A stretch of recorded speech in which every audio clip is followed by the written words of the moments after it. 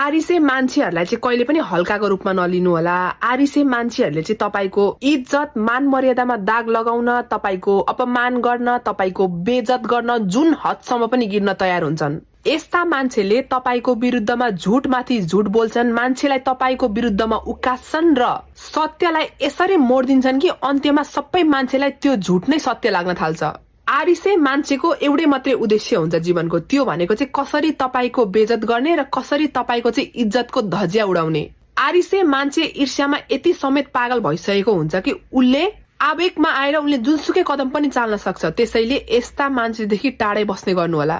यस्ता मान्छेसँग तपाईको यदि संगत छ भने कि त भने तपाई अन्तिममा गएर उ जस्तै बन्नुहुन्छ, होइन भने तपाईको जिन्दगी चाहिँ यिनीहरूले पुरै डामाडोल लथालिङ्ग बनाइदिन्छन्। मान्छेलाई उसको औकात अनुसारको इज्जत दिनुपर्छ। कसैले तपाईलाई मनै पराउँदैन, कसैले तपाईको हाँसो देखिनै सक्दैन, कसैले तपाईको चाहिँ एकदमै ईर्ष्या गर्छ र तपाईलाई त्यो थाहा छ भने अब तपाईले उसँग उठ्ने बस्ने या उसँग चाहिँ तपाईले संगत राख्न आवश्यक छैन। हरेक मान्छेलाई तपाईको जिन्दगीमा ठाउँ दिन अथवा चाहिँ तपाईको जिन्दगीमा अटाएर राख्नुपर्छ भन्ने आवश्यक छैन। याद गर्नुस्, तपाईको मनको शान्ति भन्दा ठूलो सुख यो संसारमा अरू केही पनि छैन।